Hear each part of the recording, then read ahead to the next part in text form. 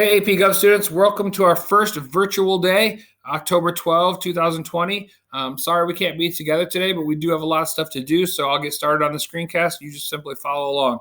It's all about Congress and how you want to be represented. So let's go ahead and get started. Instructions for today. As you watch the screencast, do the following. Open a Google Doc and name it Congress Virtual Lesson in your name. For me, that would be Mr. T, Congress Virtual Lesson. Number 2, follow the steps and activities and add them to the Google Doc. And then when we're all finished with this screencast and you're finished with all the activities, go ahead and share it with me. Reminder, I'm going to go fast on this. I have to. I have a 5-minute limit on Screencastify. So the good news is you can always pause it. You can always rewatch if needed. And of course, you can send me any questions through email that you might have.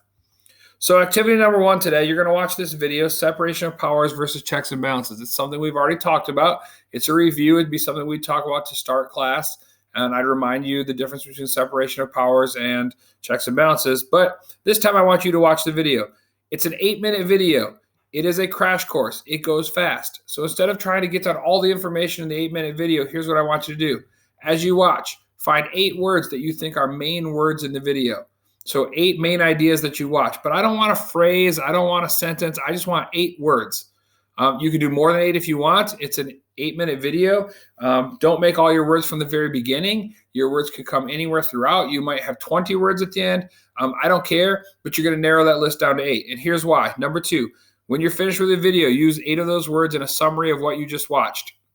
So you're going to put that all into a summary. Using the 8 words, I should be able to see that those 8 words make sense and that you have kind of explained throughout your summary of why you chose them and why they're important. So that's activity number 1. So here today, we're going to start talking about Congress. So we're talking about representation. And when we say the words Congress in this class, we mean both of the houses. Our Congress is bicameral.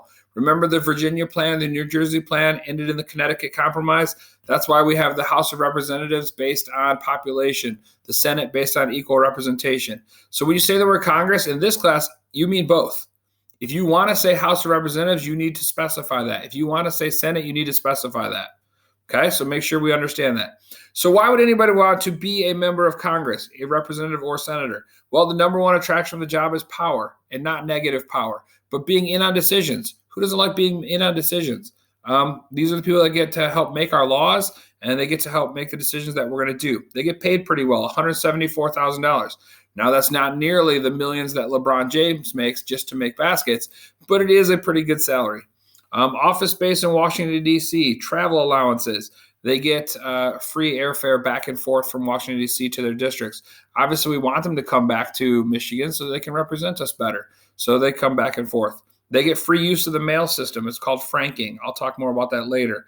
They get Library of Congress research. There's special rooms within the Congress building where they are allowed to go without being interrupted by people. So when you see VIP rooms, don't think like, oh, in the clubs. No, think VIP rooms like they get special places where they're not going to be disturbed by the general public. Quick vocab terms right here, incumbent and challenger. An incumbent is a member of Congress that's already in office. So I think I gave this example last week. Gary Peters is an incumbent. His challenger, or the person who's running against him, is John James. So incumbent, the person who's already holding office. The challenger, the person who is running against that person who's in office. The job continued. Obviously, the main role of Congress is to make laws, but they also serve on a bunch of committees. They become experts in different areas. They make sure laws are being carried out. They work on funding for different issues. So they do a lot more than just that. They work long days, you can see. They're away from family a lot.